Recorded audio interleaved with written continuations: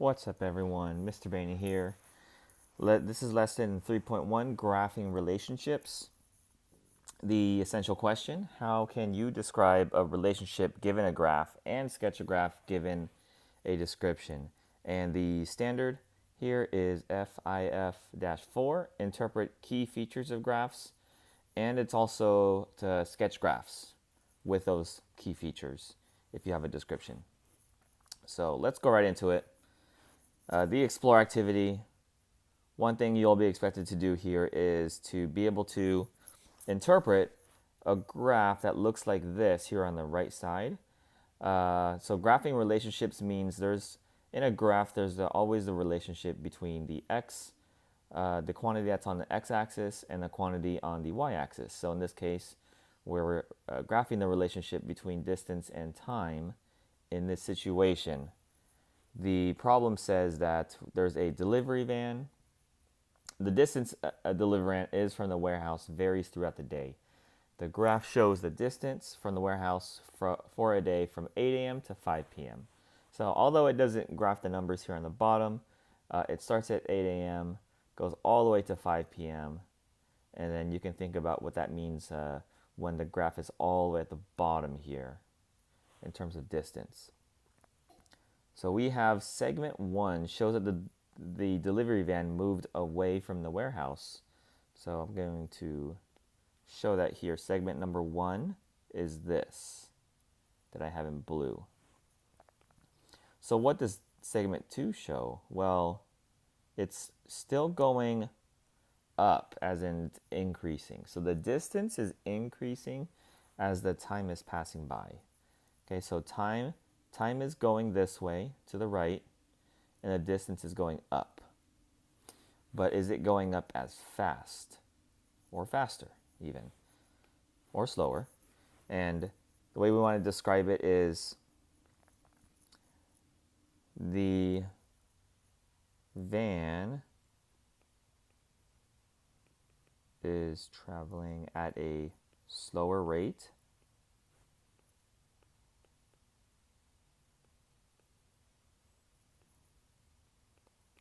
and that's in segment 2 compared to segment number 1. Part B, based on the time frame, what change in the distance from the warehouse is represented by segment 6? So segment 6 is right here. So what's happening with the change in distance? So you could describe it as, since it's decreasing, that the van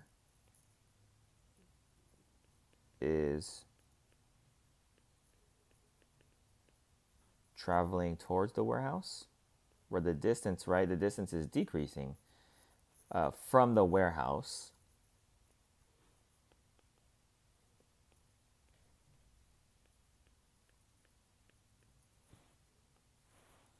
Part C, which line segments show intervals where the distance did not change? So the distance is going to be staying the same. If you think about that for a moment. Right here at 5, and I actually skipped one. It's also happening here at 3. So think about what could be happening if the distance from the warehouse is staying the same, right? Time is still passing. That's why it's going to the right horizontally, but it's not going up or down, not decreasing or increasing. So this is, I'm not going to write down an explanation, but segments 3 and 5. And what could be happening is the van is just at a stop. You know, maybe the driver's taking a break. Maybe the driver has a lot of deliveries at a certain location and just stops there for some moments. And we actually have to explain it in part D. So what is a possible explanation for these segments? So you could say something like the van driver is taking a break. Something like that. Something that, makes sense. Okay. Next page. We have an example here. So example number 1, 3 hoses fill 3 different water barrels. So we have that hose, and then this hose on graph C. The 3 hoses are represented by each of those 3 graphs. So we have a green hose fills a water barrel at a constant rate. A black hose is slowly open when filling the barrel. A blue hose is completely open at the beginning and then slowly closed. The 3 graphs of the situations are shown. So we don't know which is which yet. Part A says which graph best represents the amount of water in the barrel filled by the green hose. And up here, remember the green hose is the one at the constant rate. So this one's already done for you. All the A examples are done that way. So since the flow of the water is constant, the amount of water in the barrel should be a steady increase.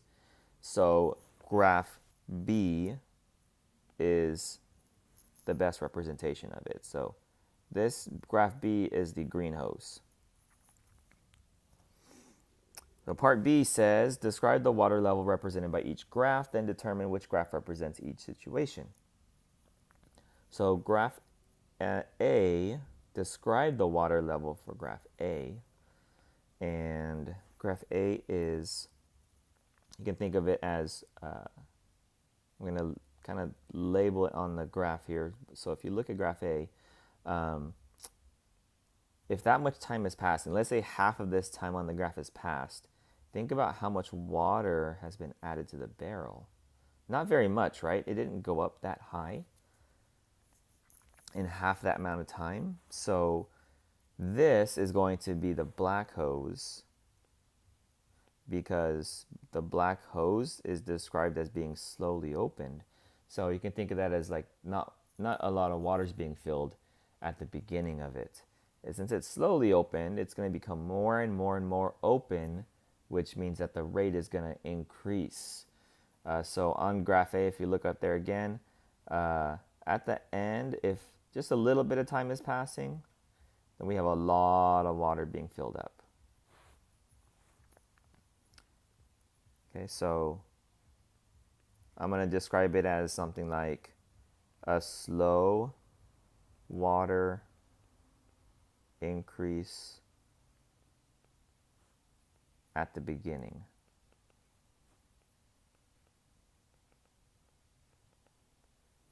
So let's describe the graph C. So this one's the blue hose. The blue hose is completely open at the beginning and then slowly closed. So at the beginning, look at graph C. Just a little bit of time is passing, and look at how much it increased, how much water is in there. So these are like my little slope triangles, or my rise over my run. And then at the very end, I have a lot of time passing, about half that time passing, and then not much water being filled up, just a little bit. So this is the blue hose.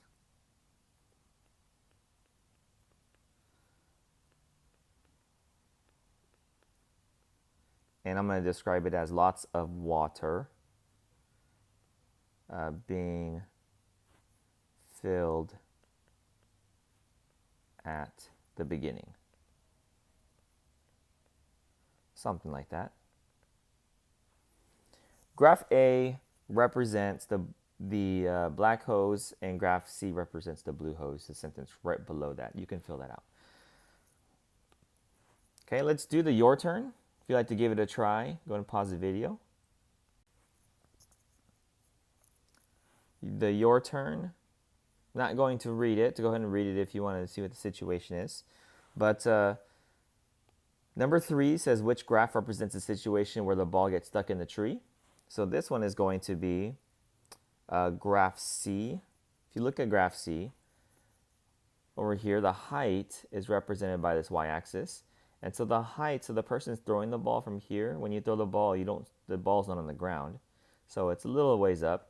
The ball gets thrown up higher, and then it stays up high, which means at this point, right here, is where it's in the tree. And then when it's in the tree and gets stuck, the height doesn't change. Time is still passing, right? From here, time is passing, but the height remains the same. And then number 4, describe the height of the ball represented by the other 2 graphs. So I'm not going to write these down, but we're going to talk about graph A and graph C. Okay, hopefully you have something written down or you've thought about it. So graph A starts off at some height.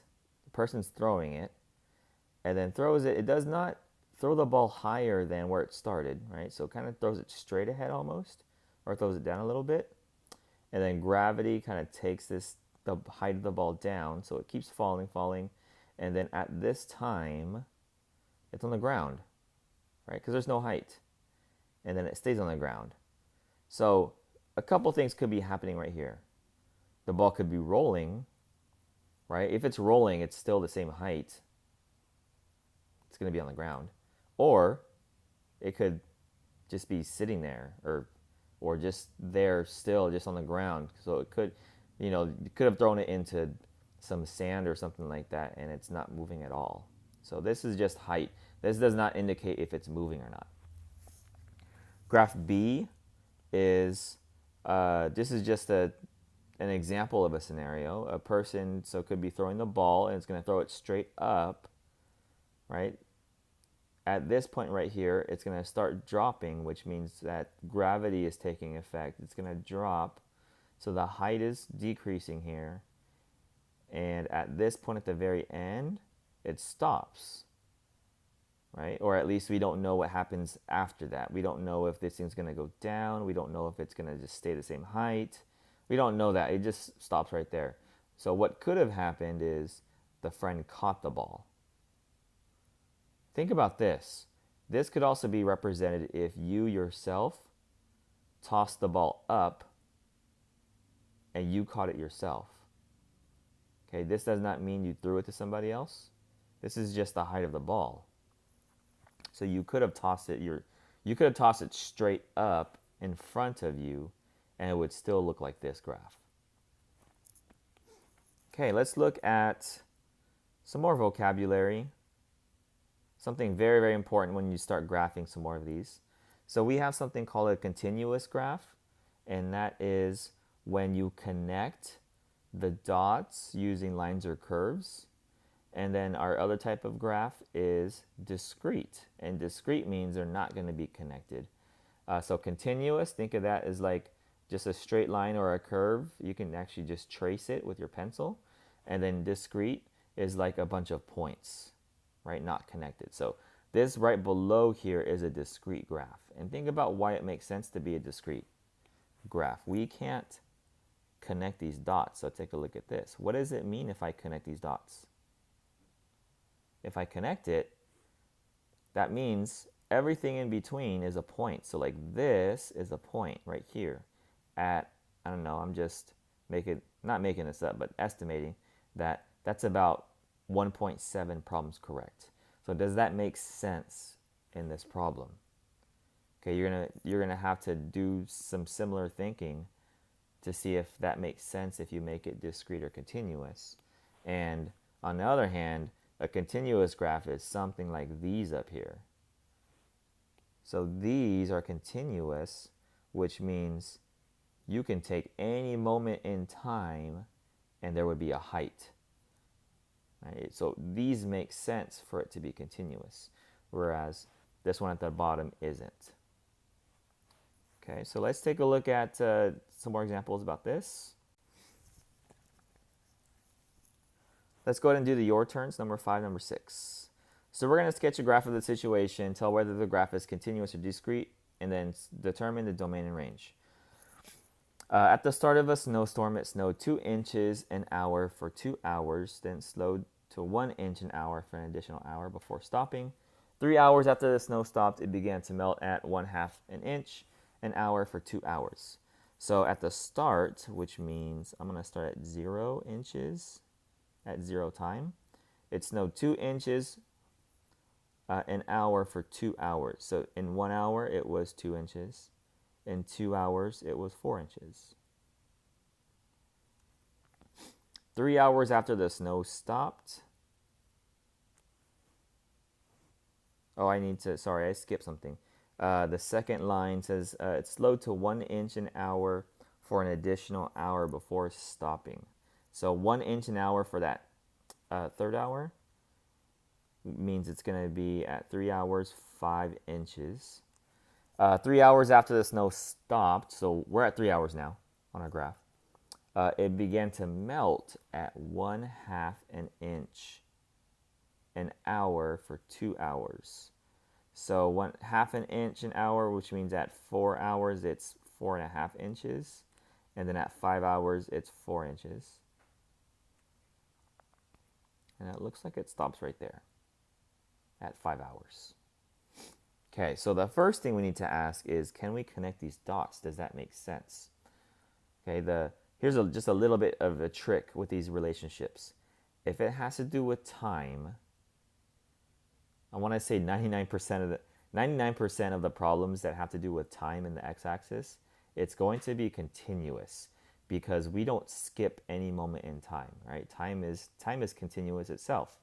So this is continuous. I'm going to go ahead and draw a line connecting these dots. It's not going to be perfect, but it just shows that there's data points in between the ones that I've graphed. Okay, so I'm going to first make a note that this is continuous. Okay, just be able to know why and be able to describe why.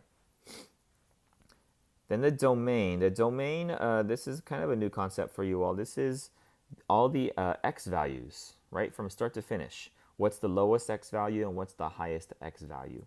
In this case, the x-axis is hours. So my domain is that the hours are between 0 and 5, right? And it's all the numbers in between 0 and 5, all the decimals, the fractions, everything.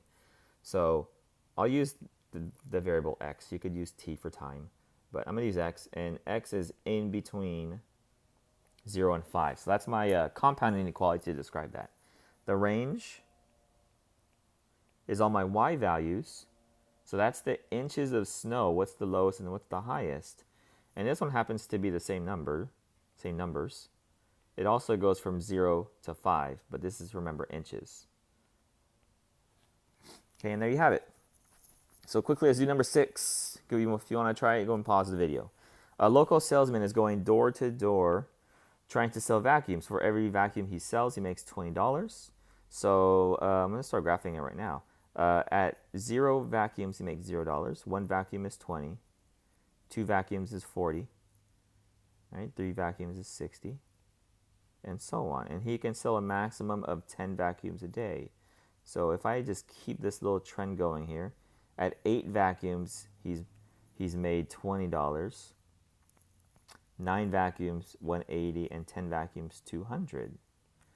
Okay, so this one is definitely a discrete graph because think about selling part of a vacuum, right? It's not possible, at least it's not reasonable to be selling parts of vacuums. The domain, now this is a little tricky. You can't write a compound inequality because it's not all the numbers between 0 and 10, meaning it's not 1.5, right? Because that's between 1 and 10. So the domain, there's a few ways to write this, but I'm going to write it this way. This, what I just wrote here is like a little squiggly bracket. So the domain is all the whole numbers between 0 and 10, or from 0 to 10. So I'm just going to list them all. And the range, right, is all your y values that you've graphed. So it is all the numbers from 0 through 200, but just the multiples of 20 this time. So I'm going to do a ... here to show that it keeps going with that same pattern. And then I'm going to stop with 180 and then 200. That's my range. Thank you all for watching. Have a good day.